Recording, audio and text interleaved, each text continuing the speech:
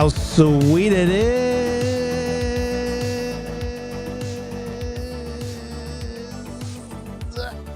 to be loved by you nerds. What is up? It's me, your buddy Val HeyArcher. Welcome back to HeyArcher Live here on Nerd Affiliated. So happy to have you guys here with us tonight because yes, there is a guest, the one and only Great Scott Prop Shop. West himself is in the house with us tonight on the show. So happy to have him here and happy to have you guys here today. We're going to talk it all. I gave him no agenda. I like to do it that way because we just end up shooting the breeze, and before you know it, it's like 5 hours in. It's like, where'd the time go? But of course, if you guys have something you want to talk about, put it in the chat and we'll talk about it. If you have a YouTube channel, podcast, blog, OnlyFans, newsletter, smoke signals, whatever it may be, put it in the chat. Support one another. Plug yo shit. I saw Rambling Nerd already asked about Daredevil. I don't think West saw it, so it probably won't come up, but I might just give a quick blurb on that because it was amazing. But yeah, if you guys watch that or anything else, let me know in the chat, of course. If there's any new pickups you got, let me know in the chat, of course. And make sure you hit up the links down below to check out Great Scott Prop Shop on Instagram, YouTube, the Etsy store, the whole 9 yards. So we're gonna talk about that. Talk about his other show, Travel Foodie Warriors. He does with his wife. So it's gonna be a good time. And yeah, as we get ready for the weekend, I'm excited. And we were somehow still late today, but we were early. We were ready at like 8 o'clock, but we started early. So hopefully by now, oh wait, the button's after intro. I don't want to ruin things. But like I said, excited to have you guys here tonight. It's gonna be a good one. I ran out of things to say, but I got 7 seconds left. So without further ado, we're gonna bring in the one, the only, the man, the myth, the legend, Wes of Great Scott Prop Shop in the house. Sir, how you doing? If I can unmute you, because I accidentally forgot to unmute you. Let me try again. How you doing today? Good. I was just talking really low. I love it. You know what it is? I hit mute on one window and I forgot about it, and I hit mute on the other window, and then I kept like unmuting. It's a mess. Hey, happens to the best of us, right? We started drinking too early. That's what it was. We did. Yeah, about 20 minutes ago. Actually, yeah, it's been like 20 minutes. So why not at this point, since it's the beginning of the show, for all of you guys as we head into the weekend, hopefully by now, I said hopefully by now, you've poured yourselves just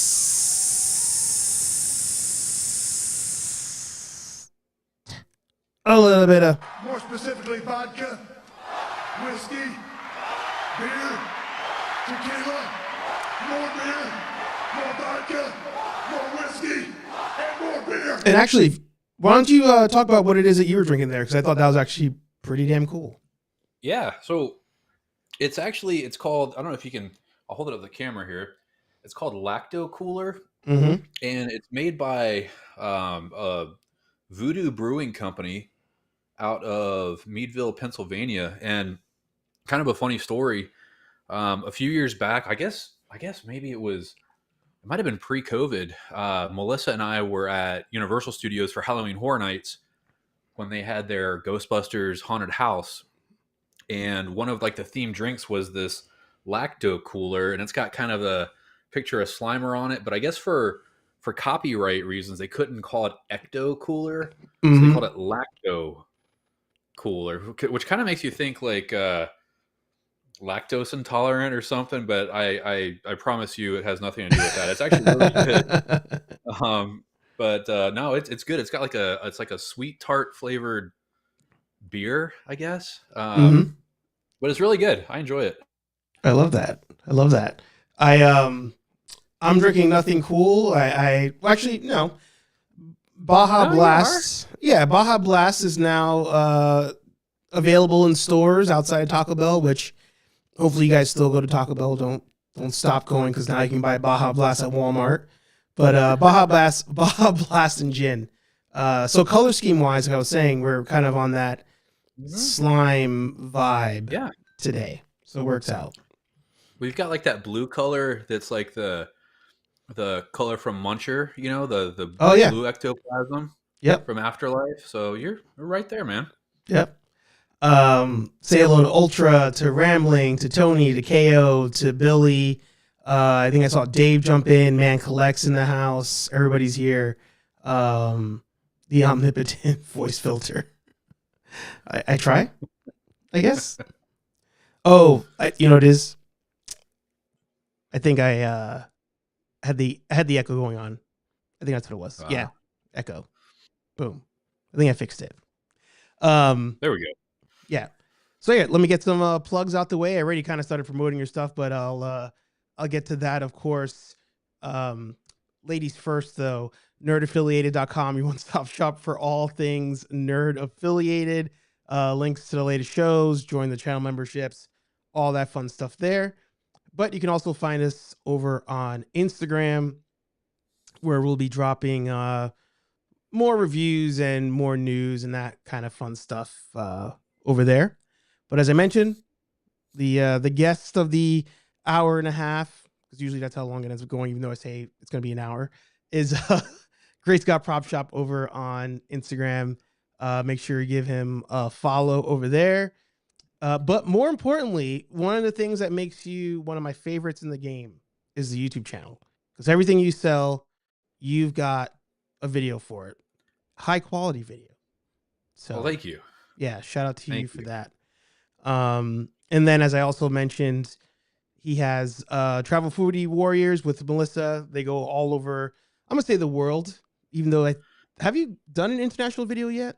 I don't think so. Not yet. Everything thus far, unless you count a cruise going to like the Bahamas and kind of out of the country that way, but nothing international yet. But more to come on that maybe at the end of this year. We'll see. I love that. So yeah, follow them on Instagram, and then of course follow the YouTube channel there where you can follow all of the adventures. And actually, I don't know why I forgot to not bring this up, but shout out to you for the wonderful mod you made for the Rambling Nerd himself. I don't know why I didn't have this locked and loaded, because we were talking about so many other things. But wait, did we just get a early leak here of where you guys are going to be going? Is it Switzerland? Is that an early drop right there? Oh, the missus must be on there. There you go. Maybe that's kind of where we're maybe looking at going. I hear they have really good cheese. There you go. I'm down already. That's all I need. But yeah, so for those of you who watched our recap video, watched all the behind the scenes stuff, Rambling Nerd for Comic-Con last year had this wonderful Proton rifle that was created. And this is the man right here that helped put that thing together. So you are a saint. Once again, everybody, for Wes. What? I said for Wes. What?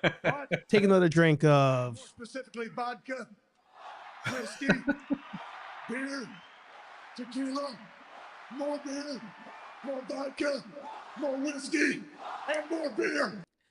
Talk to me, like, how did you even come up with, like, where to start with putting that together for him? Like, because did he send you the rifle? I can't even remember right now.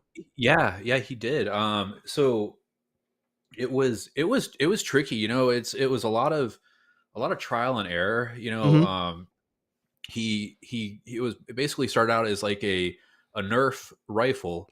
Yep. That he disassembled, took like all of the guts out of it and things like that. And he sent it to me. He FedExed it down here. And once I got it, I kind of roughly assembled it back and just kind of stared at it for like a while, and was like, all right, what can we do to this thing to kind of give it a Ghostbusters nod and, you know, hint to what kind of rifle this is going to be. Yeah. So, talking to Rambling Nerd, we knew a certain few things that he wanted to make sure that we included on it.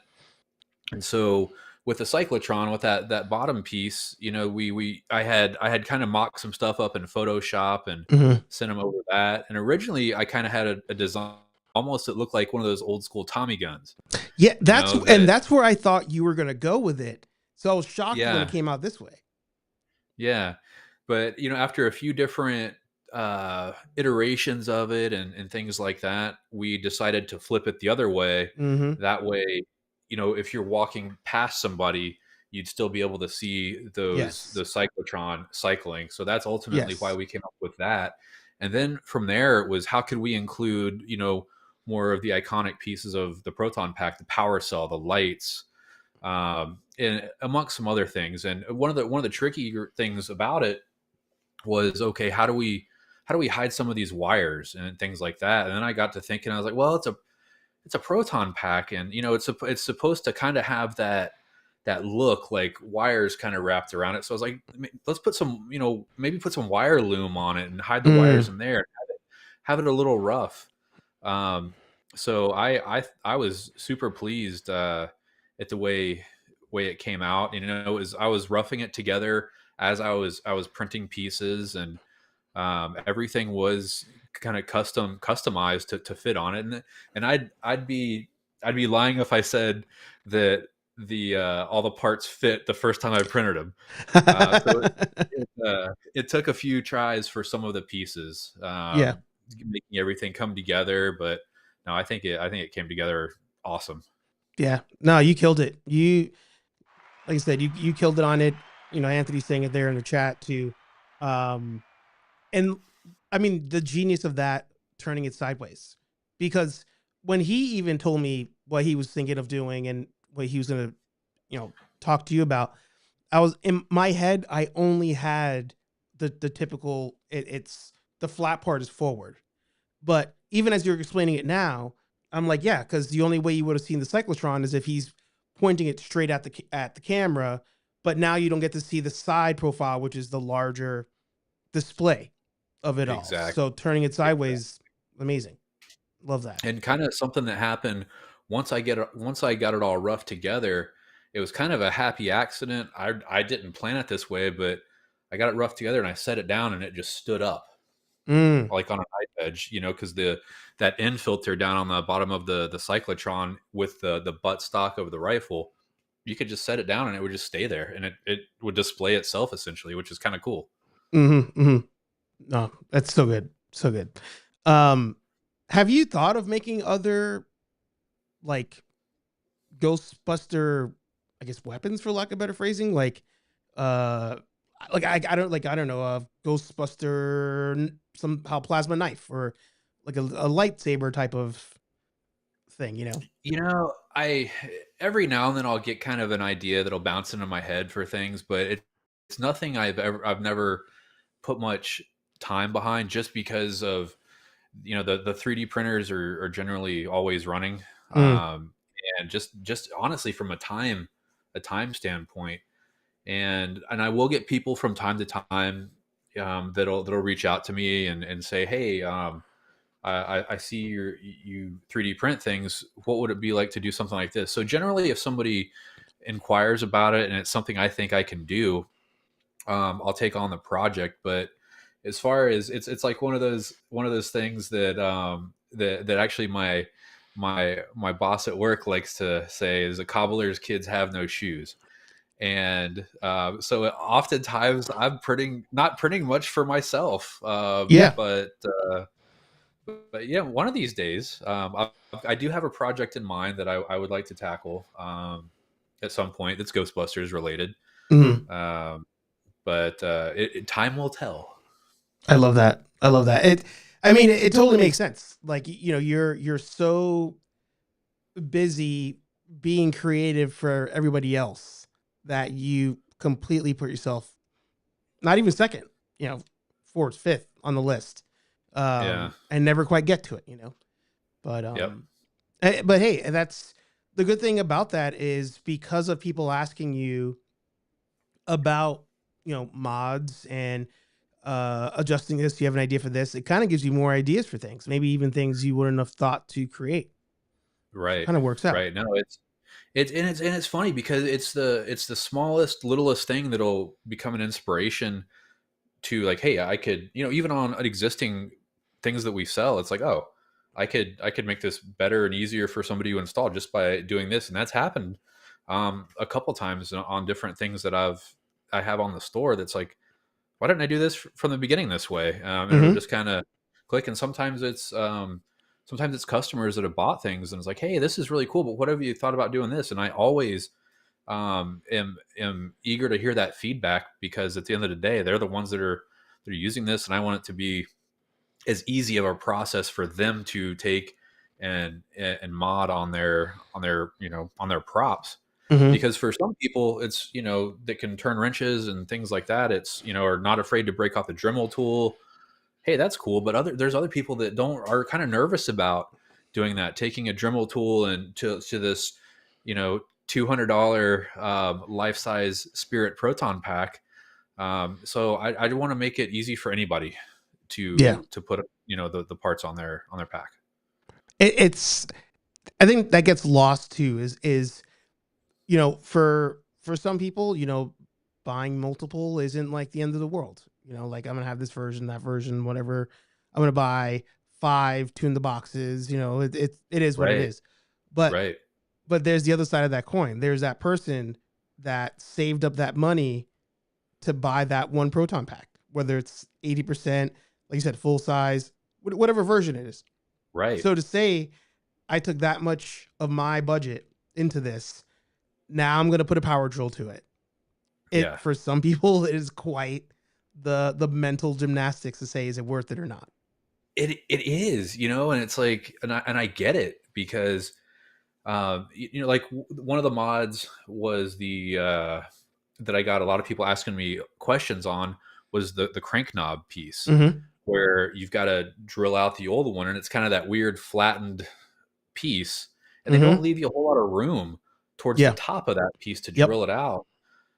So there's a lot of people that have been nervous about that I've talked to, over messaging on Etsy, and I try to talk them through. Listen, this is, once you get the pieces installed, you'll never know, but it just take your time. Don't hurry through it. Do it when you have nothing else that don't rush through this, because the longer you take to do something like that, the better it's going to come out. And that's another reason I like to do the videos, is to show people what they're about to get into. And in the videos, I'll say, this can be a little bit more of a involved install.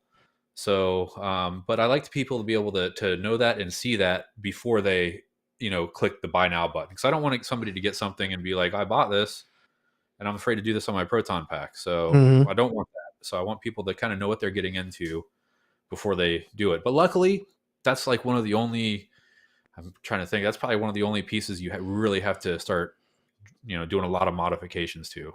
And even with that, it's not too bad. There is one that I'm afraid of, and I What's have that? not pulled the trigger on it yet.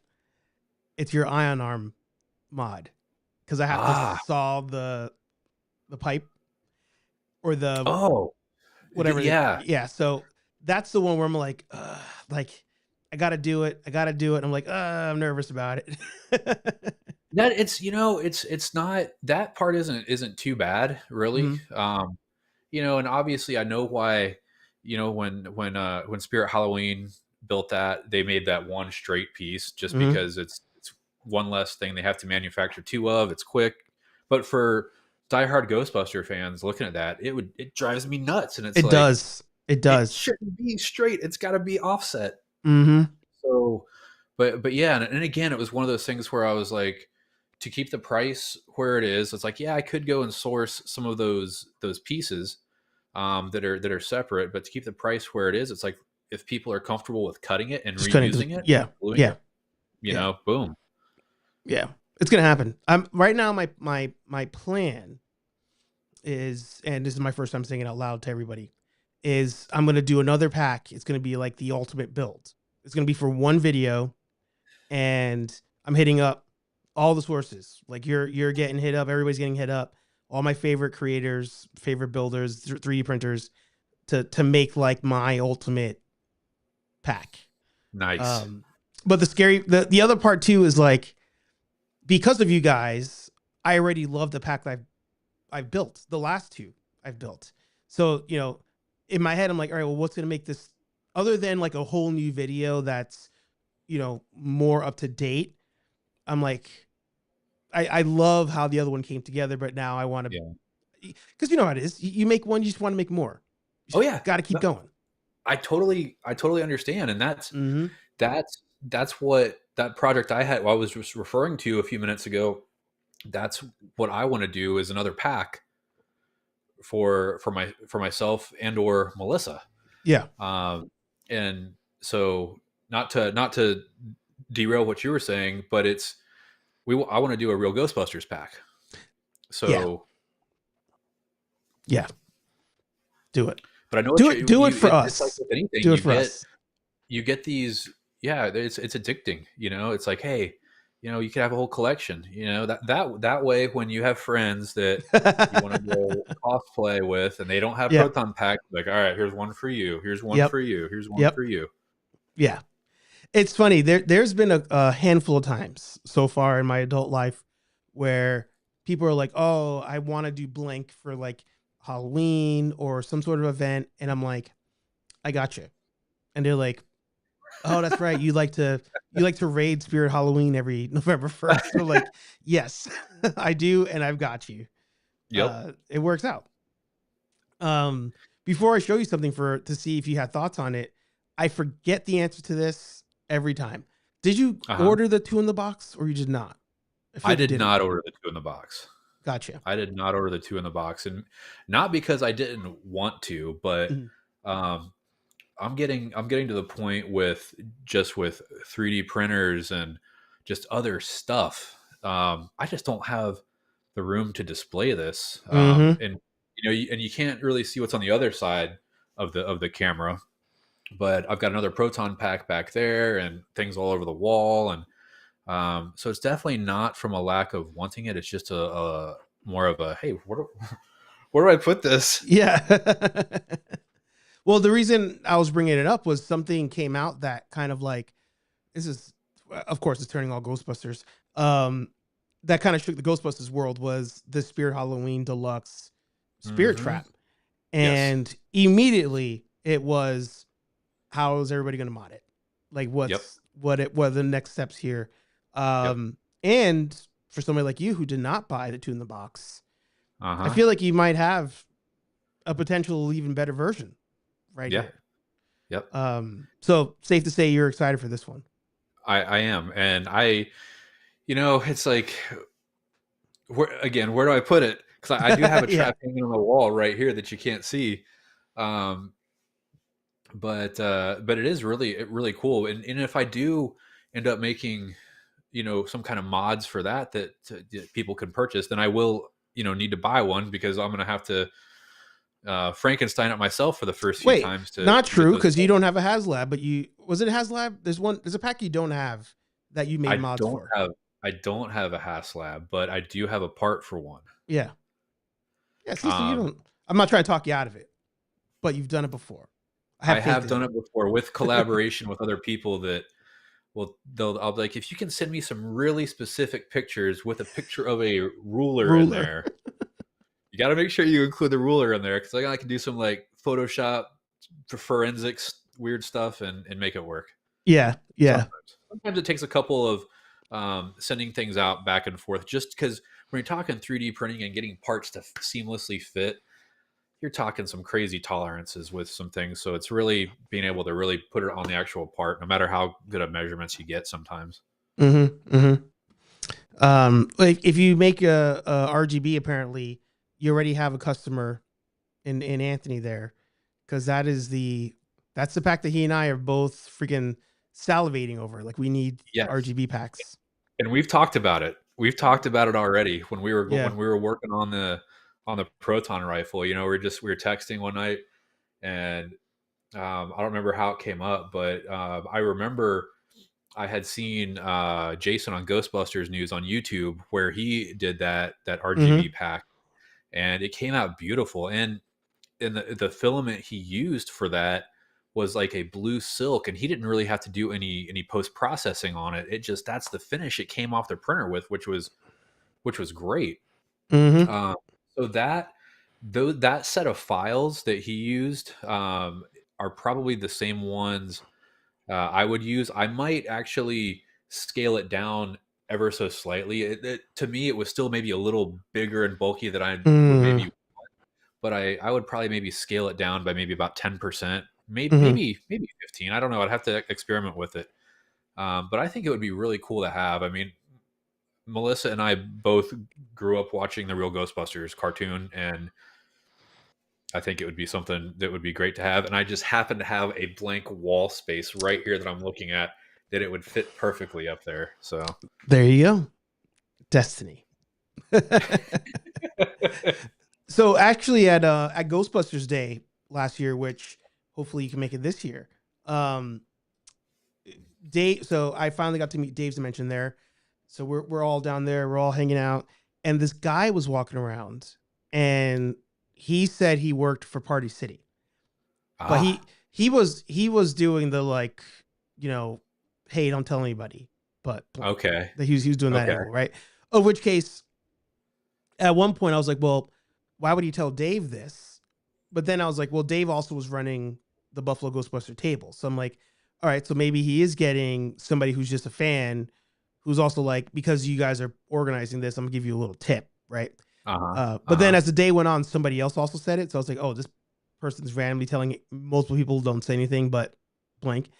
But he said that Party City was working on an RGB pack. I believe that's what it was. And it was multiple colors. Dave can, of course, let us know, but it turned out not to be accurate as far as we know. But then, of course, Party City going out of business. So I'm like, oh, so definitely wasn't gonna happen. But it's the pack that I'm like, to me, I feel like Spirit Halloween would sell tons if I think they would too. Yeah, but it's super niche, you know, like now you're crossing territory of a casual person who goes would probably be like, oh, what is that? Like, I don't recognize it. Yeah. I think it'd be super cool, and I totally agree with you. I think they would sell a ton of them. It'd be to us. I mean, I mean, I think it would be cool, and sooner or later, you know, Spirit Halloween or not, I'm hoping to have one hanging on my wall. You know, the Great Scott prop shop version. Yeah. Have you thought about doing a slime blower? You know, I have thought about that. I did think about that a while back, and you know, I think for the actual for the nozzle, you know, the handheld piece, I don't think creating something like that would be a problem. But it's like, how would I make those big tank pieces in the back and still keep them relatively lightweight? Because I think people are actually still 3D printing the tanks in pieces, which you know is crazy. I'm sure that's some crazy print hours, but I think they're really neat. You know, when I remember going to see Ghostbusters 2 in the movie theater, I think it was 1989. Yep. And I thought they were you know, one of the coolest things, that they were sliming everything, and you know, the guy, the museum curator, like, hose him, and he's like, why am I dripping with goo? You know, it was so funny. I feel like, and everybody can insert their jokes, I feel like we've all had moments where we're like, man, I wish somebody could just like hit me with that, to just like have to wake up from like the greatest sleep ever in just like the happiest mood ever. Like, I wish. I think it's great. You know, and I know when they were doing some behind the scenes stuff, I cannot remember the YouTube channel, but it was a group of like influencers or media, when they were doing behind the scenes for Frozen Empire. Yeah. They had the slime blowers, but it got like just a really, really, really small mention, you know, in the movie itself, and it was like in the background. Yeah. But disappointing.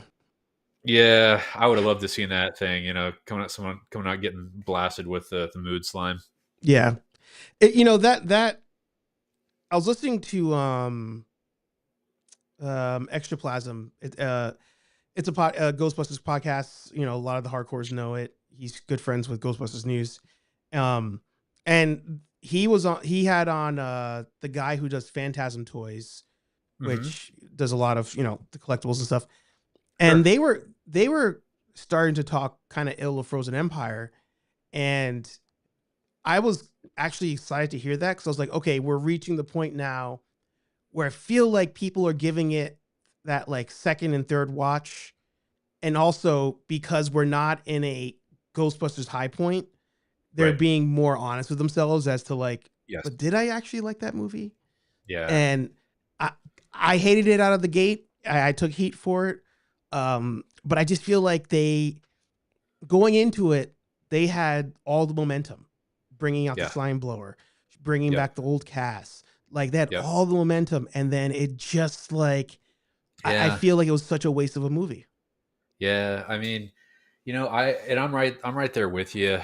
Now, so I saw it. I saw it in the theater. I was, their opening day, and Mm-hmm. um, it's like I had that excitement to see it, like when Afterlife came out, and Yeah. I saw Afterlife like three times in the theater, Mm-hmm. um, and it I think it had so much potential. It like, and let me back up and say, like my for my day job, I'm a video production person. I do video editing and storytelling and things like that. And I found myself watching it, and not that I'm to the level of these Hollywood editors or things like that, but I'm watching it going, man, if they could have just changed just a few things, it Mm-hmm. maybe would have helped out the overall pacing of the movie, because the pacing is Mm-hmm. one thing, and the storytelling element, and just changing a few things, because I definitely think um it could have grown on me a little more. Did Yeah. I hate the movie? I wouldn't say I hated it, No. No. but I wish it just had a little bit more of that, what that the original franchise really had. And I know that Ernie Hudson has recently come out and talked about that, how he would still like to see those legacy characters, Yeah.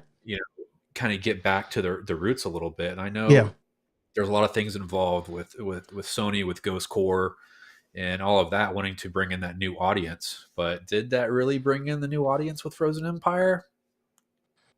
Yep. That was my number one critique on it. Like, and here's the thing. Well, first, even before that, I will tell you, do not sell yourself short on the video editing. Literally, just them having a paycheck is what makes them Hollywood. Like, doesn't mean they're the best. So don't Uh, ever sell I yourself short on that. I appreciate that. Yeah. My number one complaint about the movie was I don't think it did anything to bring in new people. And I'm not saying that that's an easy task. Like, you know, I've learned through us doing this YouTube and all of us communicating and reviewing movies and stuff. I've learned that it's a lose-lose every time, because Yeah. you're not going to ever make everybody happy. Like, it's just Right. not, it's not a thing. Right. Um, Right. you can have a large enough fan base where the people who love it outweigh the people who hate it, and then the people who hate it are not, their voices aren't really heard. That's possible. But Ghostbusters isn't that fan base. Like, it's not that big. Right. So when the movie was done, I was like, this did nothing I felt like it was just a waste. Like, it didn't, they want to get more kids into it, but it wasn't enough of a kids type story. Like, Yeah. they wanted to get the veteran, the people who saw it when they were kids to enjoy it, but then they changed the way that the characters acted, Right. the dynamics. So it didn't, Right. if you went from Ghostbusters 2 to this one, it was like night and day. You're like, wait, I know it's the same actor, but it's not the same character. Like, it's Right. different. No, absolutely. No, Yeah. 100%. Yeah. And it's like, and I think they had I think it was interesting to explore some of the areas they went in, like with the paranormal research facility Yeah. that Winston's character. I Yeah. think if they had done that in a certain way, I Mm-hmm. think could have been really cool, but everything just like came together like, oh yeah, this happened. We happen to have this right here. And Yeah.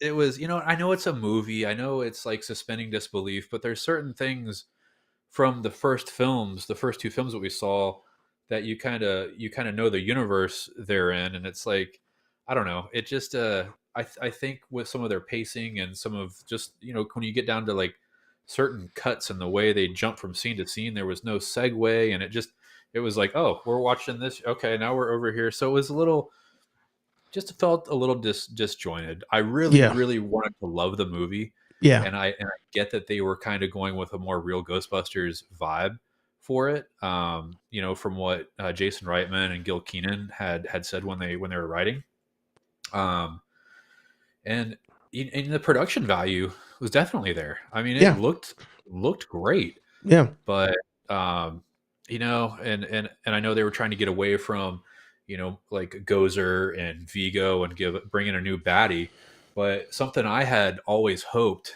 was, if they were going with a real Ghostbusters route, if they would have brought in like a Sam Hain, like a really creepy Sam Hain character. How cool would that have been to Mm-hmm. explore that, Yeah. and release it more around Halloween sometime. I think that would have been awesome. The joke I had was stolen from Age of Ultron. One of the critiques of Age of Ultron was there was no age because he took over and literally the final battle was like 2 days later. Right. This one is Frozen Empire, and the city barely froze over in the final 10 minutes of the movie. So Right. it's like, Right. the parkas, the red parkas were not used really at all. Like Right. you pumped out all these ads and you had the influencers there.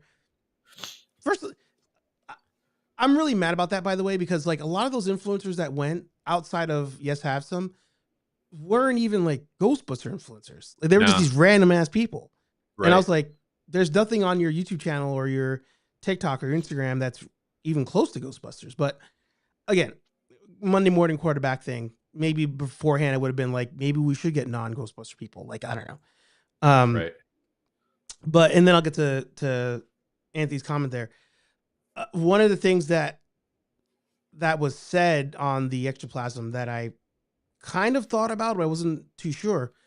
Or I wasn't too sure if other people felt the same way. The Spanglers at this point are treated kind of like Skywalkers. Like they're treated as the main focal point of the franchise. Right. And it's probably time that stops because that's not how it started. So, Right. it's, and even Ernie's like, yeah, I'm down to do stories where I'm like the Nick Fury character and we're international and all this stuff. I agree. And it sucks because it's not a knock on any of the actors that did the last two movies, but No. they're not Skywalkers. Like that's not what this franchise was ever really about. So Right. maybe it is time to move on. And that Anthony there was saying with his issues with the movie was that it's afterlife again. The family helping Phoebe catch the big bad, literally holding the wand, same finishing move. So Yep. it might be time to move on. Yeah, I think so. And I mean, and for Afterlife, I think what they did was, a really, really nice homage, a nod to Harold Ramis and his character, being that he had passed away. Yeah. And that ending sequence in Afterlife, I think, is probably one of my favorite 15 minutes of Ghostbusters, probably out there. Mm-hmm. But I think it served its purpose, Yeah. and like you're saying, let's kind of let's move on from that, or at least touch on that, and then build your next iteration. Because Yeah. nobody really, nobody really, and I guess I'm just speaking for myself here. It's only my opinion, but do people really care about the family dynamic of the Spangler family? People want to see people, ghosts getting busted and Yeah. things like that. So, so we'll see where it goes. But I know that. I was gonna say one thing that kind of was a big indicator to me about Frozen Empire So before the movie came out, I had put out a part on the Etsy store that was the Power Cell cover, the black and yellow stripes that pops onto the side. Mm-hmm. I listed those on Etsy, and literally within a couple hours, I was starting to get sales on it, and those quickly became the most popular item on the store. I was selling those faster than I could print them, Mm-hmm. and then the movie comes out. Yeah. And Yeah. so if that's not a representative sample of what Ghostbusters fans as a whole took the movie as, I mean, what is? And they still sell here and there, Yeah. but not they sold much better before the movie came out, because I think Yeah. people saw that, and that goes back to the same thing with it being frozen for 10 minutes of the film. Yeah. Those new Proton packs with a new design, with a new bumper and Yeah. the heat shield and everything, those were just a small portion of the film. And that's why when I saw that happened, because I had plans to put out the we call it the thong bumper, Yeah. Yeah. and the heat shield on the wand tip, and also on the heat sink, the yellow piece on the side. I had plans to do all of those, and then I saw how much it had tapered off, and I was like, oh, I think I'm just going to focus on my my core pieces that continually do decent. So Mm-hmm. Yeah. It's one of those, like, this picture here, like, whoever this girl was the one that she, one of the influencers, yeah. yeah, she leaked out all of these images, these high res Yep. images that everybody freaked out on. It's another, to your point, it's another damned if you do, damned if you don't, because, when you think back to the first movie and the second movie, you got lots of new gear and the introduction of gear with zero explanation. Like, there was no, this is from this is because of that, nothing of the sort. Right. But you still had new gear, and in this one, there was really no new gear. They alluded to modifying of stuff, but I think, if they because they are going to do the cartoon, they've said they're doing that for Netflix. Yes. I think this is one of those read the room type of things where, like, the fan base, one of the things they're all about is cosplay. Like, these fans are crazy about it. Like, introduce new gear in the movies and give it a purpose, talk about it, Right. show it. Right. Show it for Right. more than 5 minutes. Right. Like, do a movie that is based around the paranormal center. Like, why not? And then if you want kids involved because you're still trying to ride the Stranger Things train, Right. by all Right. means. Right. By all means. But I think that Hollywood right now needs to break away from that. Like, you can't just keep doing Goonies and Stranger Things. Like, Right. other things used to work too. Try them out Yeah. again. Yep. Well, Yeah. kind of going back to, if they wanted to have that kid element in it, there's so many different storylines if they want to go for like a more real Ghostbusters route. I mean, remember the Boogeyman episodes where Yeah. he's breaking He's haunting into, the kids. coming out of kids' closets. I mean, Yeah. there's your kids right there, and then that could introduce some more gear, because I remember in those episodes they used the grenade. Yep. Which I know that the Scolari brothers on Etsy, they produce those, and they do a lot of beautiful props. But I mean, Mhm. you get some kind of different gear. Yeah. Yeah. You actually reminded me of something, and shout out to John Kenobi. Good to see you. I don't think you are, but I figure I'm gonna ask it anyway. I don't believe you're a toy collector, but did you see these figures, and are these on your potential radar of purchase? I did see those. Should and Melissa leave the comments, right? Should Melissa turn off right now and go check on something else? No, you know what? She'd probably be down with this, because her favorite character for Real Ghostbusters was Egon. Mhm. She's told me, like, I always loved his character. Yeah. In the cartoon. And they really have done a beautiful job with getting some really, really good detailed real Ghostbusters character, because I've got the action figures that are still in plastic, Mm-hmm. up in the closet, but these are the next level up. And I mean, look at that proton pack. That's so Yeah. cool. Yeah. And the PKE meter. You know, I have been eyeing them.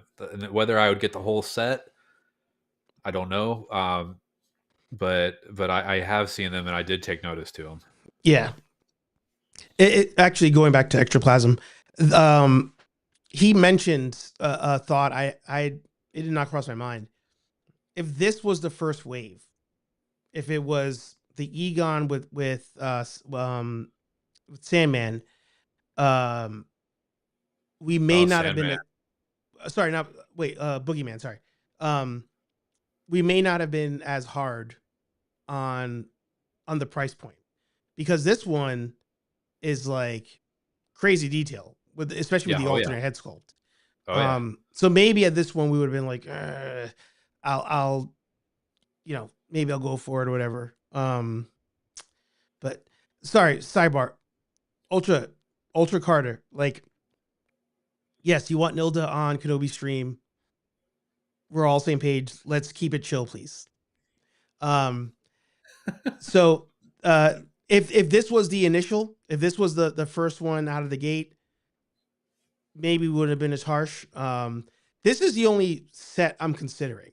Like, I really don't want to do it, but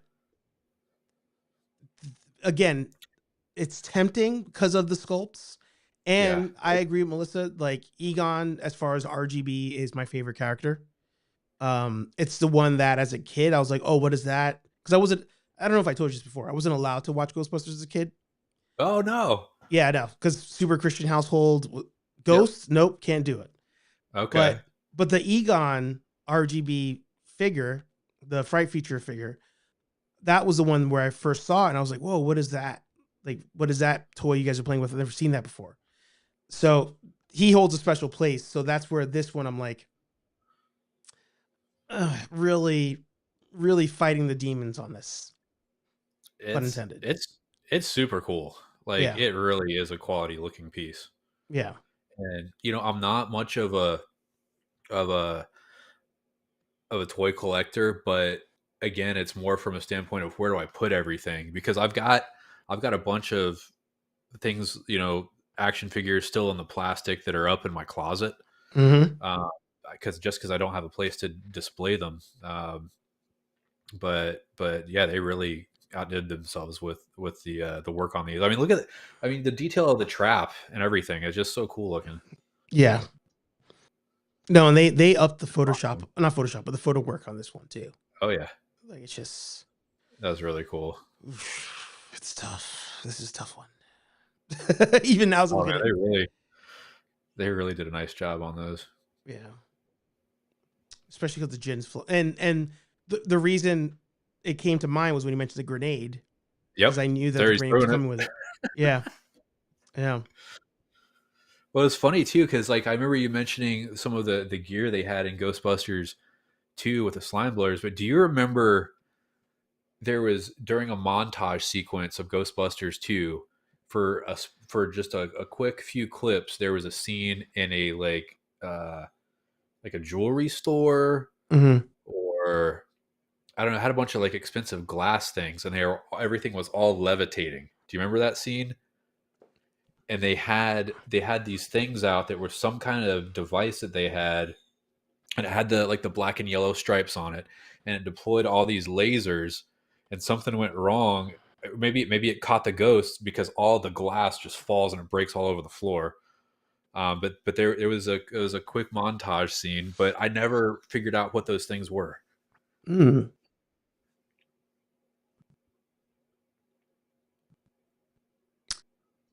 Yeah, I don't remember the scene. It was under a musical montage. It was between when they're back. They had just come out of the courtroom, and they're in their suits, and they're like, we're back. We're the one, the only. Oh, this here. Then it went into the music, and it was that part. Somebody wrote what the actual flip is this scene. Oh my gosh, that's hilarious. Yeah, wow. So I'm guessing it was some sort of trap, but the irony of the situation was this ghosts or spirit had all these expensive pieces of glass or jewelry floating, and it goes off and they all fall and they break everywhere, which, Yeah, that's hilarious. It's coming back to me now, like as I'm looking at it. Um, by the way, Kraft wanted to let you know, worry about the space later. That's secondary space, not an issue. And yeah, they use it for a single scene. Yeah. Oh man, there's so many things they could do. So many things they could do. And I still maintain, as much as people hated the movie, you and I both don't mind the movie at all. The 2016. I think that Proton pack, if they release that on a spirit level, I'm not saying a Hasbro level, but if they release that on a spirit level, I think it sells. I think probably, it's a cool design. Yeah. And the 2016 movie, it does get a lot of hate. Is it one of my favorite Ghostbusters movies? No. But Melissa and I were just talking about this a few nights ago. Yeah. And it did have some funny lines in it. And one of my favorite lines in that movie is where I think it was Kate McKinnon's, no, maybe Kristen Wiig. Her character goes into the restaurant to see the mayor. Oh yeah. And she's like, "Don't be like the mayor in Jaws." And he's like, "Don't you ever compare me to the mayor in Jaws." That scene, whenever I saw it, would crack me up. That I thought was hilarious. What I need to do actually is I need to watch the non-extended version of it, because I'm wondering if the reason I actually like the movies, because I saw the I don't know if it's director's cut or whatever it's called. I need to try watching the theatrical, because maybe they cut out jokes in that one, and that's where I'm like, oh, I could see why people didn't like this movie, outside of people being like, it's not in canon. Yeah, because I understand that argument, but the fact that people are just like, oh, this movie sucks, I'm like, oh, maybe I need to watch the standard version first, or at this point. There was some more information with do you remember towards the end of that movie where everybody's frozen? They walk out and everybody's like posed in that really funny position? Apparently there was a whole like build up to that was cut. Oh, you never saw the extended version? I never saw the extended version. Oh, interesting. Okay. So yeah, there's a dance number. Helmsworth goes down there. He's the only thing I hate about that movie, ironically. Like I like Chris Helmsworth, but I thought the stupidity level was like too much with his character. Yes, absolutely. I 100% agree with you. Yeah. But no, he goes on there and he like controls everybody. He makes them do a dance number with him. Okay. And that's why they're all stuck in that position at the end. It's like I knew about it, but I don't think I saw it. You're not missing out. It's not. It's one of those parts where like if I may or may not have fast forwarded on repeat watches. But kind of going full circle with Anthony's Proton rifle. So, for everybody, I think knows at this point, but I'll say it again in case there's a new viewer here or listener. I'm late to Ghostbusters in life, and I got into it through cosplay. I had seen the first movie randomly at one point in life and just like forgot about it. I saw it again during COVID, and I was like, all right, that's, it's a cool movie. But I when Anthony and I decided we were going to do the cosplay together for Comic-Con, and that was 2023. Yeah. So in 2022, when we decided we're going to do that cosplay, I was like, all right, I'm going to watch the movies, because the one thing I hate about Comic-Con sometimes is if you cosplay something and people come up to you, they're going to try to test you. It just it's not all the time, but it happens to girls a lot. But sometimes people come up, they want to test you. So whenever I cosplay something, I make sure to like watch the source material just to, just to be on my P's and Q's. And so I was like, all right, I'm going to watch all the movies. And I was like, this is pretty good. This actually is pretty good. And then as I was watching the YouTube videos, and I came across your video, I was like, the community really loves this thing. And that enthusiasm is what, got me into it. But I wanted to do a different type of play on Ghostbusters. And one of the ideas I thought of was like guns. And then Anthony, I think, was like, oh, you're doing the 2016 guns, and I was like, oh, that's a thing. And then I YouTubed it, and I was like, oh, didn't know that was Oh, a like thing. Yeah, the the hand. pistols. Yep. Yeah. But I maintain I think that would sell well if they released it. Yeah, it probably would, because Yeah. that movie has a it does have a fan base, and like it did have some decent writing in certain parts.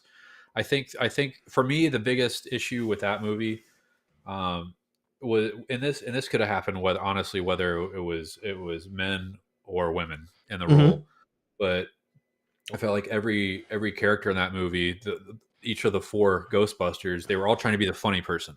Mm, You know what I mean? yes. And it's like that's why the dynamic with the original four just works so well. You had Bill Murray, who is Mm-hmm. that that funny guy, that the sarcastic one, and you had Ray, the heart, and you had Winston, the every man, Mm-hmm. and Egon, the brains. And Mm-hmm. I think they kind of lost a little bit of that in the 2016 film, with Yeah. and not that the other characters in the original Ghostbusters weren't funny, but they all had their own individual way of delivering humor, and I feel like it was kind of one and the same with the 2016 cast. You actually nailed it because they're being funny from the perspective of that role. Like Right. Winston's funny from the perspective of a normal person who's just like, what the fuck is happening? Right? But then you have Spangler being funny in terms of like, well, of you didn't let me even prove the test wouldn't work by drilling a hole in my head. Like, Right. like Right. they're funny in their respective lane. And Exactly. yes, on this one, they are being those roles, but every character is being every role Exactly. and trying to be funny in the same way. It doesn't work. Exactly. Yeah. It's like same with the Ninja Turtles. I mean, Mm-hmm. each of them had their They're lame. their comedic parts, but each of them had like their role in the team. Mm-hmm. Mm-hmm. Did you actually watch the last animated movie? I did not see the last animated Ninja Turtles. No. Give it a shot. Give it a shot. That one and Transformers 1, pleasantly surprised. Okay. Yeah. Okay. I've always been a Ninja Turtles fan. Like, I saw the original movie on opening day. I think I was in second grade, Yep. and I've always been a fan of Ninja Turtles. Yeah. That's the. I remember I saw Little Mermaid in theaters, but my first like theater, like I remember that it's a fact. I saw it, but my first memory of a theater experience was Turtles, and Really? yeah, 1990, and Wow. that will always be my preferred version Okay. of Turtles. Yeah. Gotcha. Now I know this is a little bit different, but do you know what? Would you venture to even take a guess at what the first movie I ever saw in the theater was?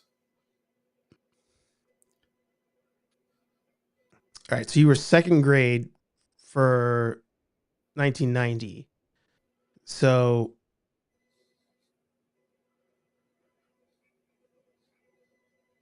oh, I'm. Is it going to It could have been be? a zillion different movie. I could Is just it tell you. Raiders? It wasn't Raiders. No, it was actually E.T. Oh, yeah, And I was young enough that when Elliot and ET met each other at the beginning of the movie in the field and he runs off, it scared yeah, the hell out of me. dude, that movie scares the shit out of me. To this day, I cannot watch ET. Oh my god! It's the guys at the end with like the astronauts when they come into the Yes, house, right? Yeah, that freaked yeah, me out too. When yeah, I was like three, I think mm-hmm, 3 or 4, but I still remember that. yeah. No, ET is one of those where, as an adult, I'm like, wow, kids actually liked this movie. Like when I saw it as a kid, I was like, this is traumatizing.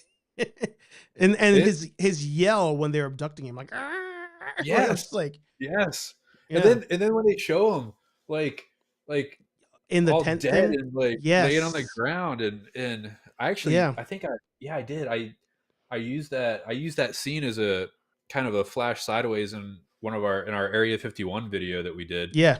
But yeah, it was awful. Yeah. But But a I'm classic. gonna make a boomer comment and say we were built different. That was our kid movie. You know, where now like none of that stuff would fly in a traditional or in a current day kid movie. Yeah, no. There was some stuff in there like that. I think it was PG. I'm pretty sure because I don't think PG-13 was even created yet. No, I think that was in But the 90s.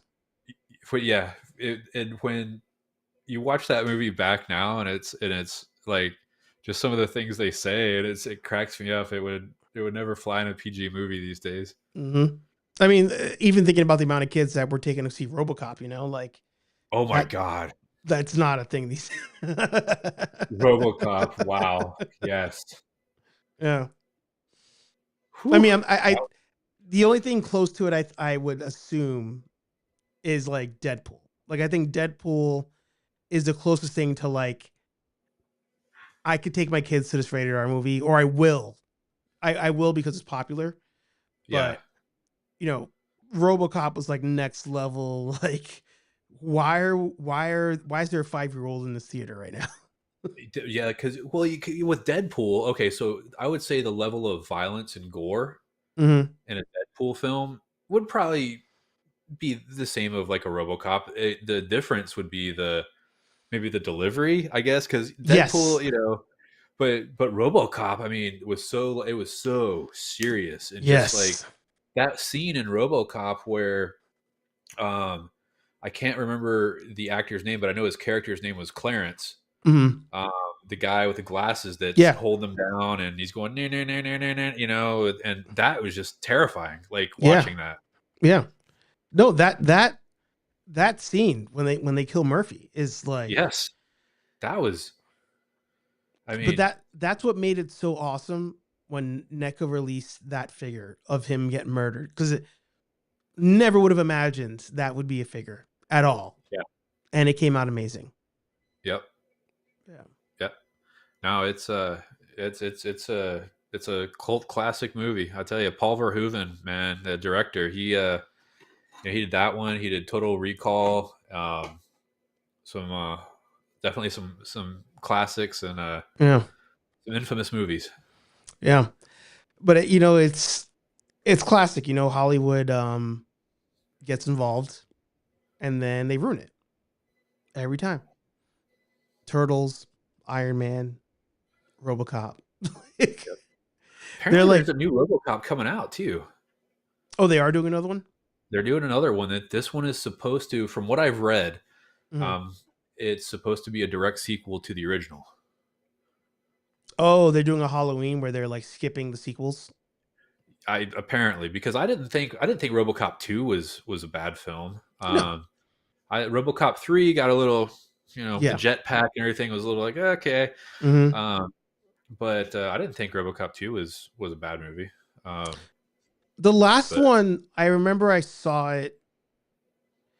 I think I watched, it was one of those like you watch on a plane or something type of scenarios.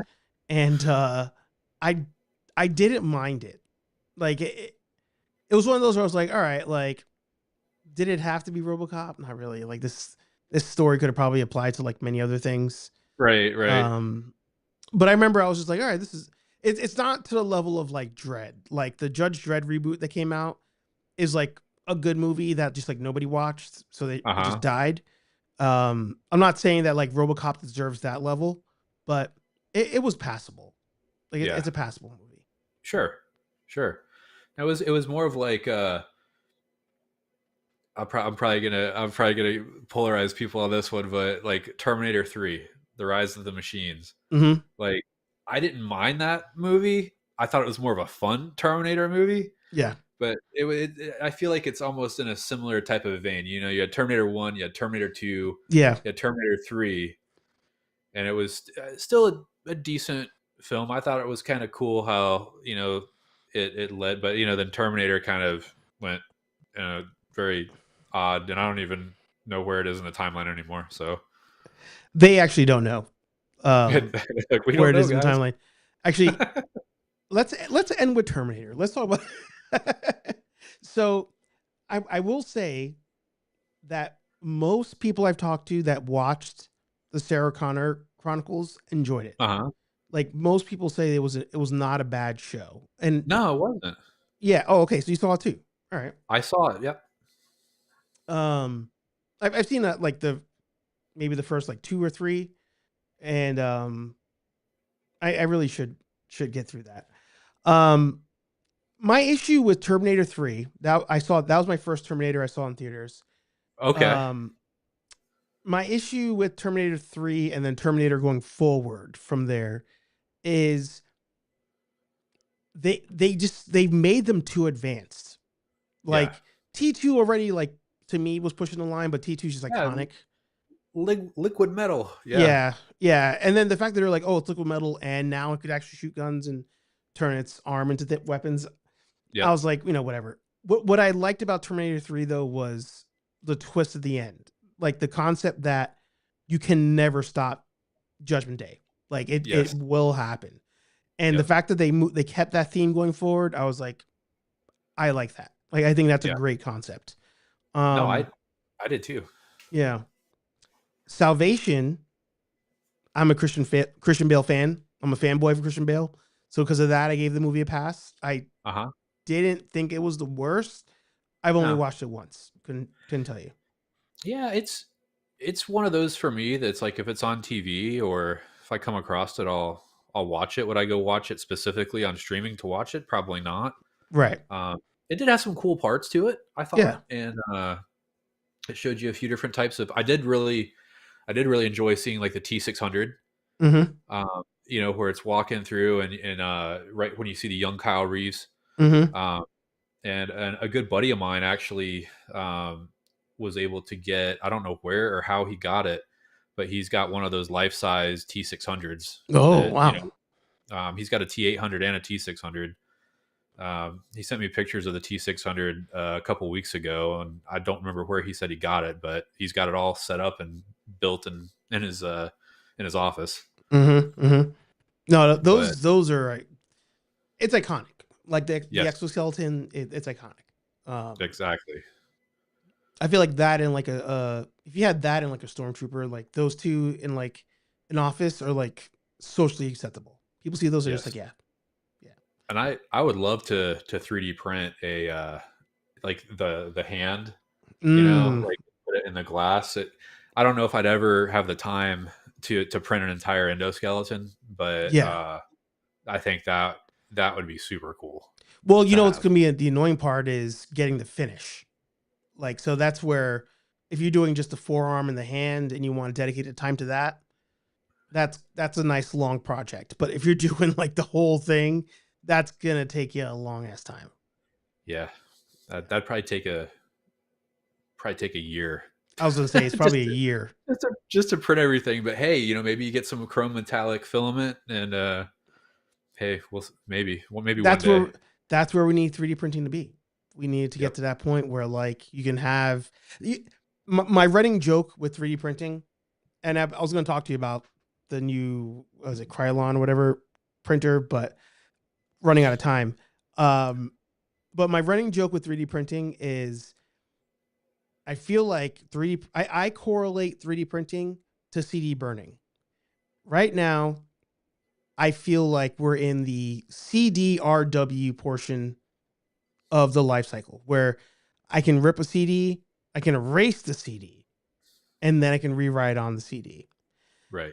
I'm trying to jump into 3D printing when we get to the DVD, like RW portion, where I can rip that level of file at the drop of a hat, and then be able to erase it and rewrite it.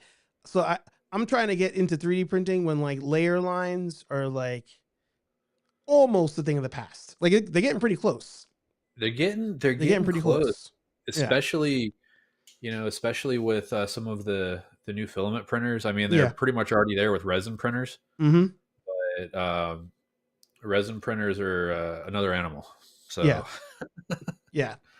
But getting back to Terminator. So then we get Genesis, right? Yep. I swear I've seen Genesis. I couldn't tell you anything about it. It just does not ring a bell other than the girl from Game of Thrones is in it, I think. Yes. Yeah, she played Sarah Connor. Yeah. Um, Ultra Carta hated that movie, which, yeah. I mean, I don't know anybody who's ever enjoyed Genesis. yeah, it was. They pulled almost a Back to the Future in it with like going back into the original timeline. They go back to that first scene at Griffith Observatory where Arnold first appears in Terminator 1. And so they do a little bit of that type of thing, and it was kind of confusing. And I've only seen it one time. I was like, I don't want to spoil anything for anybody that hasn't seen it, but they did some weird things, plot twists in that movie. I mean, I think you can, because I think Dark Fate overwrites. Yeah, Genesis. I gotta complain about Dark Fate too. All right, yeah, well, let's go into it. But to real quick for in Genesis they turn John Connor into a bad guy.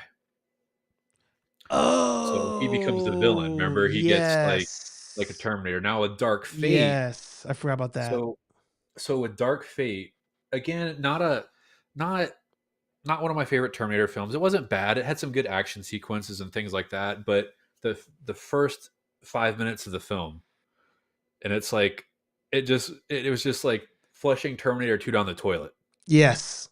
You know what I'm talking about? Yeah. Yeah. Where T-800 shows up, shoots Boom. John Connor with a shotgun, Yeah. dead. I mean, it looked phenomenal. It looked like Arnold, looked like Eddie Furlong, looked like a young Linda Hamilton. I was like, holy cow, how did they, just the CGI was amazing in that scene. But I'm just like, you had all this Terminator 2 stuff where riding motorcycles and, they're in the LA River and the semis and all of this. And all of a sudden, first 5 minutes, boom, dead. And I'm just like, yeah. Yeah. I'm going to hot take that. I'm going to hot take that movie. I didn't mind it. I think 2019 got looped into, and I feel like we're kind of on the other end of the apex in this like battle, but 2019 I think got wrapped up into the whole like everything is woke conversation. Yeah. And people attacked the movie before it came out because they're like, oh, like the female Terminator, obviously, blah, blah, blah. Even though there was one in T3. But yes, nonetheless, people were like, wrecking the movie. And then when they found out that John died and now it was like another girl, people even got crazier because she was Spanish and they're like, oh, the movie's so woke, blah, blah, blah, blah. But the thing I liked about it was similar to T3. I feel like the concept of the movie is similar to the Matrix. Like these things will always happen. So John died, but in the great scheme of things, there needs to be another John. Like the universe still will create a John Connor to fight the lead the resistance. Yeah. Is it in that movie where they also Skynet? It was not Skynet anymore. It was a different. It was company. Legion. They renamed it Legion. Yeah. So same concept. Like, these events always need to happen. You're just delaying it. Like that's all you can do. It's inevitable, right? It's inevitable. So that concept I enjoyed, and I was like, okay, I see you there. Him being a blind salesman, like all this other stuff, like she somehow always knew where they were. Nobody ever questioned it. I'm like, this is ridiculous. Like those were my issues. And of course the T3, the not T3, but now the Terminator could split itself up and like be multiple people. I was like, stop making this thing like so ever powerful. Like, I hate those things. But the concepts of, and of course they did the, because they were being political, they did the whole like detention center thing. I remember seeing that and I was like, all right, this is really on the nose. But it was the concept of the movie that I didn't mind. I was like, okay, I like that we are trying to find a way to continue it outside of it's always John and Sarah Connor. Right. But I see the arguments and I don't ever dispute them. The only ones I dispute are when they're just like, oh, it's too woke. I'm like, no, just watch the movie and then complain. Yeah. And see, I didn't even really see any of like the wokeness with that one particularly. You know, it was more, I think for me, it more came from just somebody that loved Terminator 2. Yeah. Yeah. And was like, just in so quick, John Connor's like gone. Yeah. Gone. I'm like, but it did have some cool, you know, it did have some cool sequence. Like there were some really good action sequences. Yeah. Yeah. And that, you know, and the fight at the end with Arnold and I cannot remember the actor's name that played like the villain Terminator. But no, I mean, I know James Cameron was involved in that too. I think from a producer level. So it kept a little bit of that essence, I guess, kind of alive with the Terminator movies, but not a bad movie. But I was just kind of bitter when T-800 nailed John in the first 5 minutes. I'm like, yeah, I guess, yeah. Poor John. I would have loved it to continue with, and especially because the actor's still alive. Like the fact that he's still alive, right? You know, those in this day and age of like nostalgia, it's really hard to have a franchise continue that had a long hiatus where all the players are still alive. Right. Take advantage of it. Yeah, I mean, Linda Hamilton jumping out of that SUV with a rocket launcher, and I was yeah. You know, especially coming off of Star Wars. You know, like we're be losing Carrie Fisher. You know, I'm like, any franchise right now that still has all the players, like you should be taking advantage of that and not being like, now's my chance to kill off one of them and do something different. Like, not the time. To me, not the time. I think that's one reason they did go with that avenue of killing John Connor, because I know Eddie Furlong was, I think he'd gotten into some trouble and things like that, and I don't think he was in any position to play that character again, or else I think they maybe would have somehow had a passing of the torch or some, done something. Yeah. But I think they had to address it. Yeah. And unfortunately, that's how they had to do it. Even if he became the new like Sarah Connor at the end, like the mom saved the day. Like, you throw back to Terminator 1 where she saves the day, not Kyle Reese. Not Kyle, right? But then, what's different is she dies now. Yep. And now he's helping the next person, and it doesn't have to be his kid or anything. It could be another. It could have been like the other girl. You could have had somebody else. Yeah. You had at the end of Terminator 3, you had John Connor and Catherine Brewster, Claire Danes. Yeah. And then in Terminator Salvation, her character was continued through with I think Bryce Dallas Howard. So they could have maybe done something like that. I forgot she was in that movie. Yeah. Wow. Yeah, Kate Connor. It's funny. She like, as much as we love her for Star Wars stuff, I guess like her MO is like, oh, is that franchise doing well? I'm gonna jump in now and take somebody else's role. Jurassic World. Yeah. And then I've never saw them, but apparently in Twilight she did that. She took some girl's role. She was offered it. This is all secondhand, but she was offered the role, never did any of the movies, and then the movies popped off.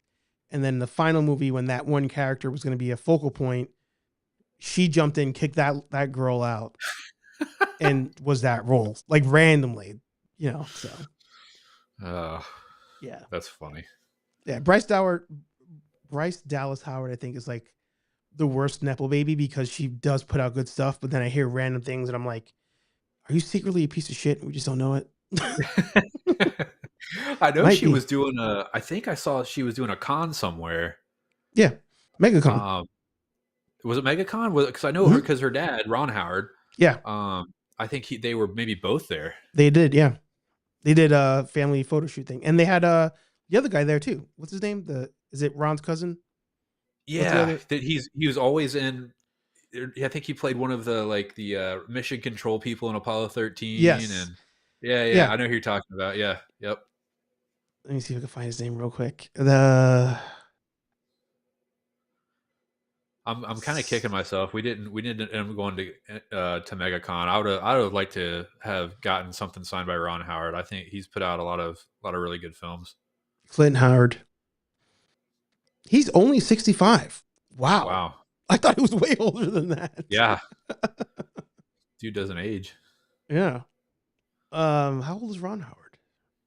71. Wow. He's got to be getting up there. Well, okay, not too much. Not older. bad. Yeah. No. Yeah, he's got a lot of films under his belt. I mean, Backdraft, Apollo 13, The Grinch. Yeah. I mean, he's got the variety. Technically Solo. He jumped in to re-edit Solo when that all that stuff happens. Yep. I mean, even it took me immediately to Catherine. Wow, I'm struggling with this one. Kathleen Kennedy. Kathleen Kennedy. Yep. Yeah. It took me to that because she's in that circle of friends where Yes, she's producer on everything. But it's like, wait, she was producer and Ron Howard and Steven Spielberg. That doesn't seem right, but okay. Yeah. So who's the real mastermind on that one? Who was the real mastermind in Close Encounters? Was it Spielberg? Was it? Like, I don't know. I don't know. Now you got that song playing. Yeah. I should make that my ringtone. Yeah. And then you got to throw JJ in there too, who also coattails all those guys. Yep. Yeah. That's a circle to be in. You got to be in the Ron Howard, Spielberg, Kathleen Kennedy, JJ Abrams circle. Yes. There you go.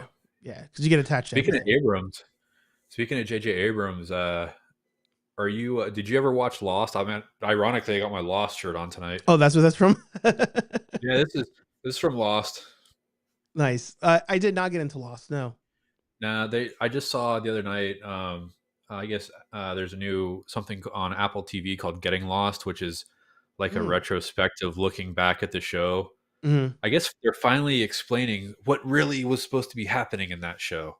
What was supposed to happen, or what did happen? What did happen, or supposed to happen, or that's a whole nother rabbit hole that you could spend an entire series discussing. Oh boy. Yeah. It had some Severance-esque vibes in it. That's the vibe I get from people talking about Lost. That's the vibe I get of, like, a Severance. We're in this world, but it's not really the world where we think it is. Like, there's something else. Yes. Above that. I think the only reason I ever went back to it was, the ending. Finding out that the ending was disappointing, but at the same time, Sopranos has a crappy ending, but yet I've rewatched that like 5 times. So yeah, that's as somebody as a storyteller, like starting off a new show and ending a show, especially ending a show that's going to please everybody, like the creators of Lost said when they ended the show, they're like, we're just going to go into hiding now, because it's like, when you get a show that's got so many different storylines and so much content and characters in it, it's like, how do you end this? Like, yeah, it's going to make everybody. Did I love the ending of Lost? I mean, I wouldn't say I loved it. I think I understood what they were trying to do, but and everybody's has their own opinions on how I did it this way, I've done it this way. So I'll be interested to watch that show.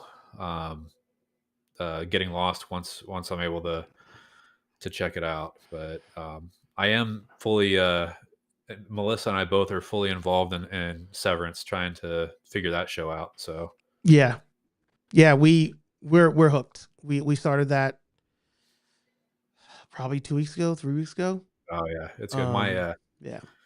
My nephew was the one that told me about that, and we saw the first episode and we're like, okay. And then we gave it another chance on the second episode, then it hooked on. And so what I did, and this is going to be a shameless plug here. Yeah. But my newest thing that's going to be going up on the store. Oh, there you go. I love that. Yes. I love that. Macro Yes. data refinement. Yes. I don't know what they do. I don't know if they know what they do. They don't even know what they do. I love that. You know, it's funny. Another friend of mine, he 3D printed the speaker, and yeah. and The he board.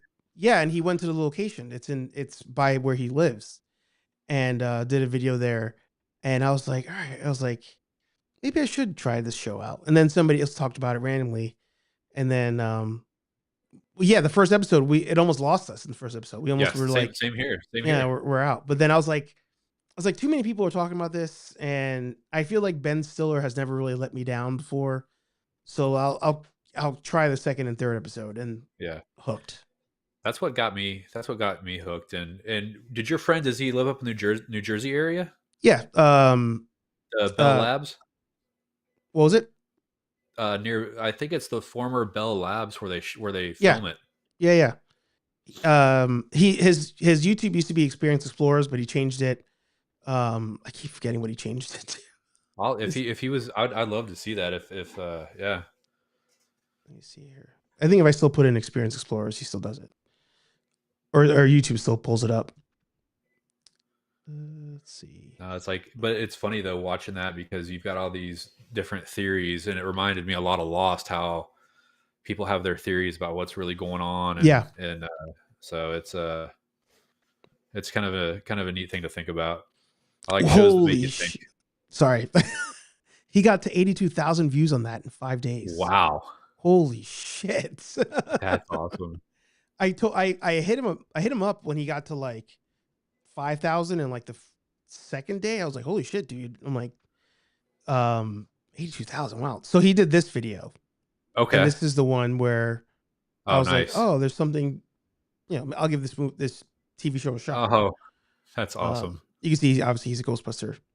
Yeah. Well. I saw the trap in the background. Yeah.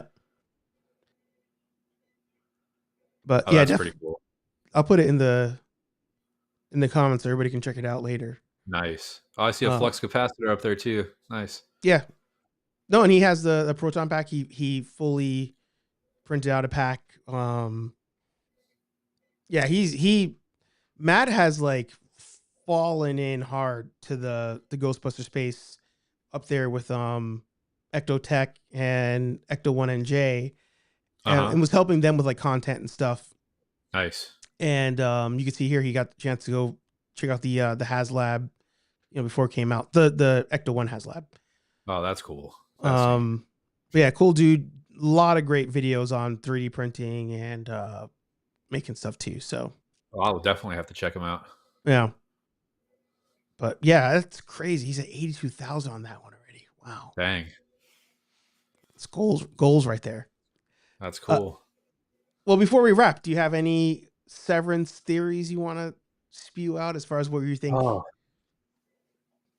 I guess try to keep it spoiler-ish free. Yeah. There's no way to talk about it without it being somewhat spoiler. Yeah, I don't want to ruin it for anybody.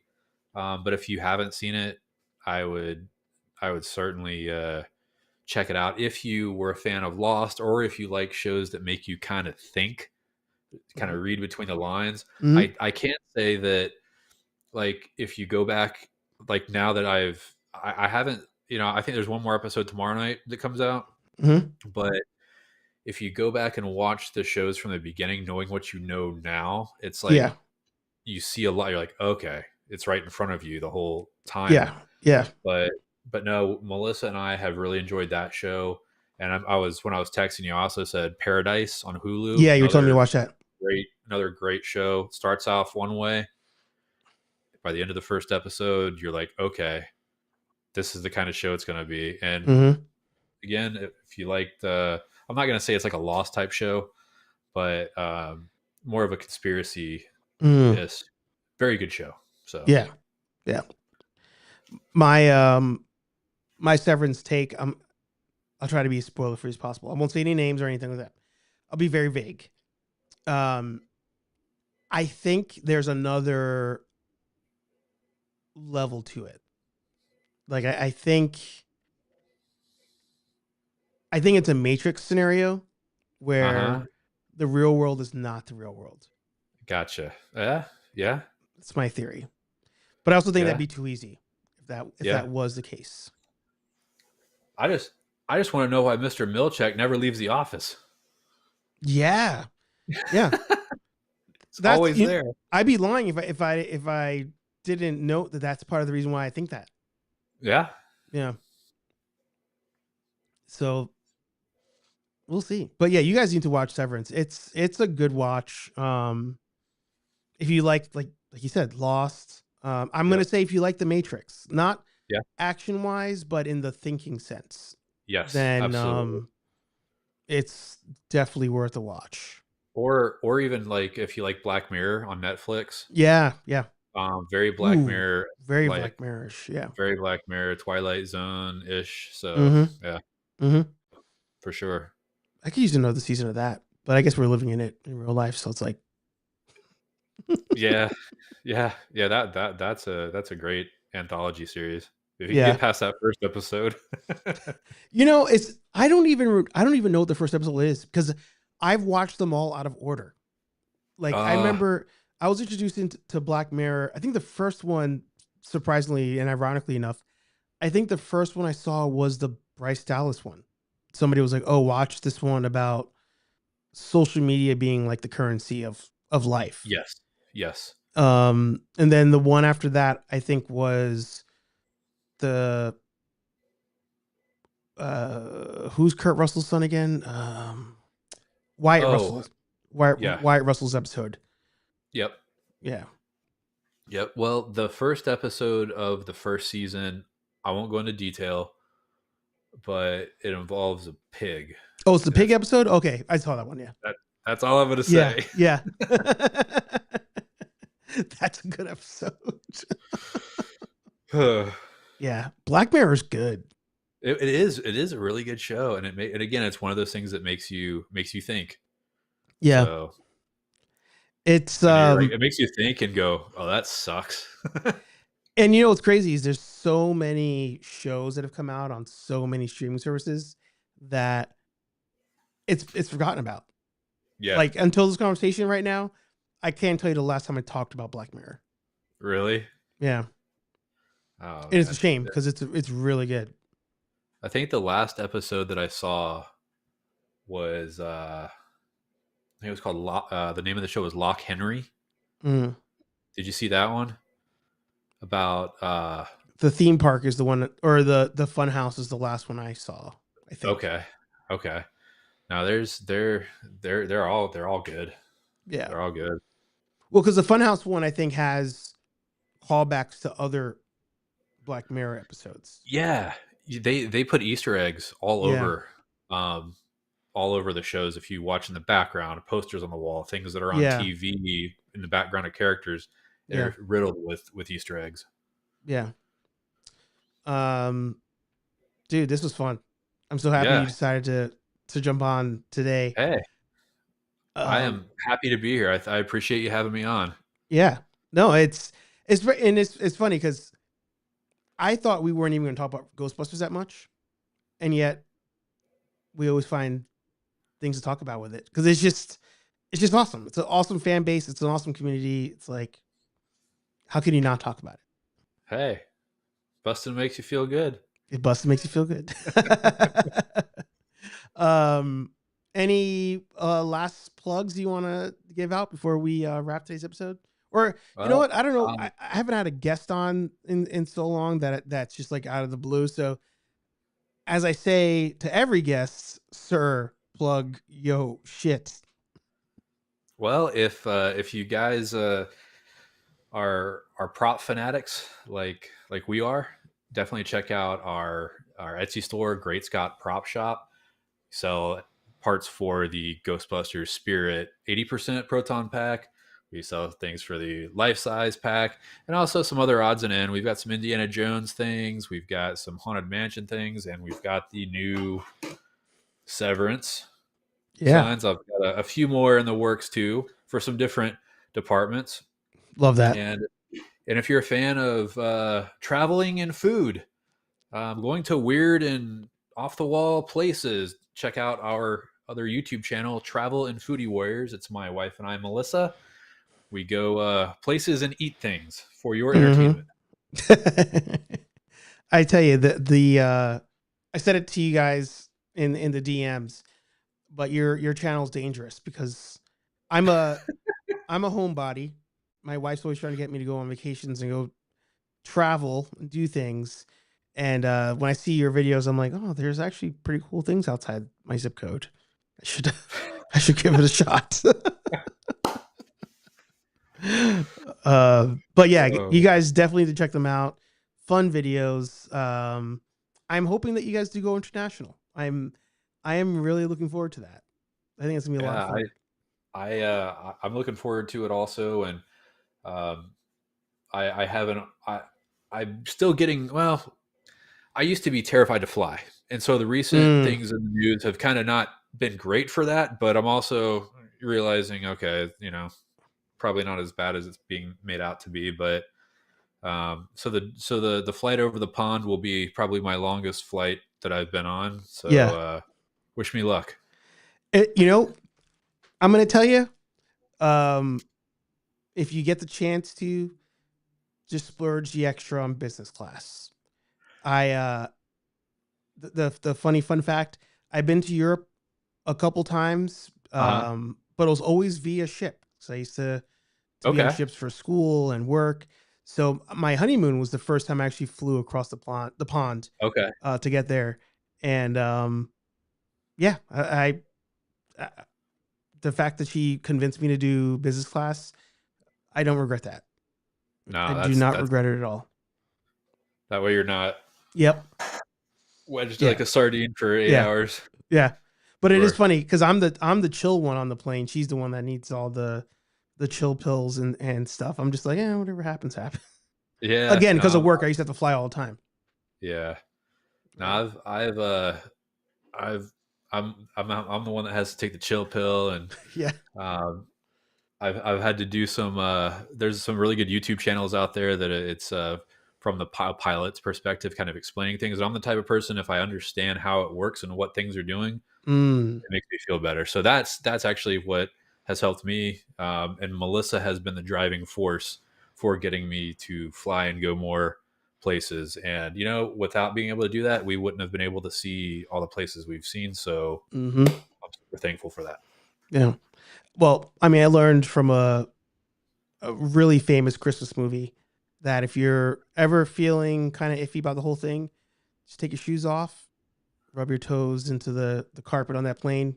It really grounds you. Yippee-ki-yay. Exactly. There you go. Christmas movie. I don't care what anybody says. But again, Wes, thank you so much for joining the stream. Still waiting on Melissa to join you for stream. We gotta do that couples episode.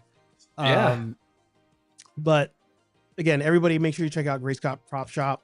Make sure you check out Travel Foodie Warriors. Both are amazing YouTube channels.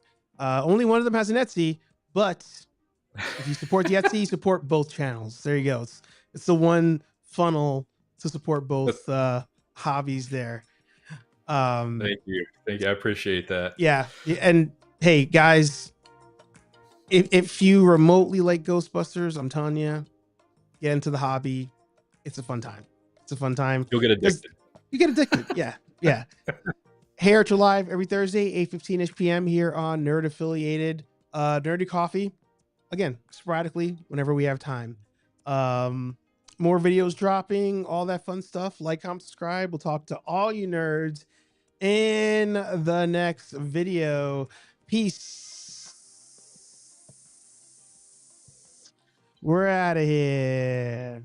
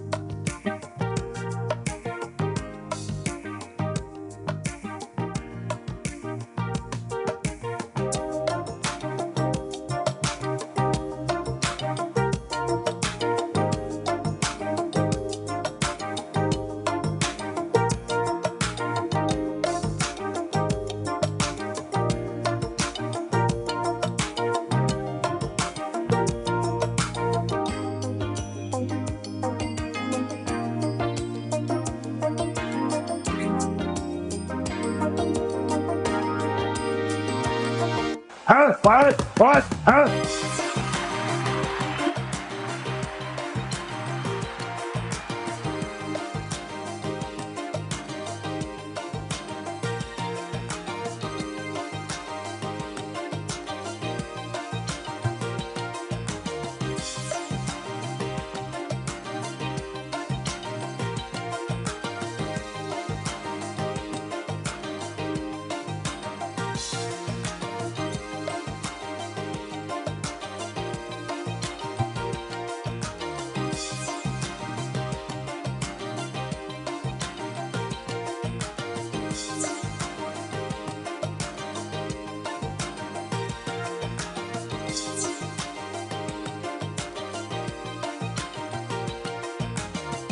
More specifically, vodka, whiskey, beer, tequila,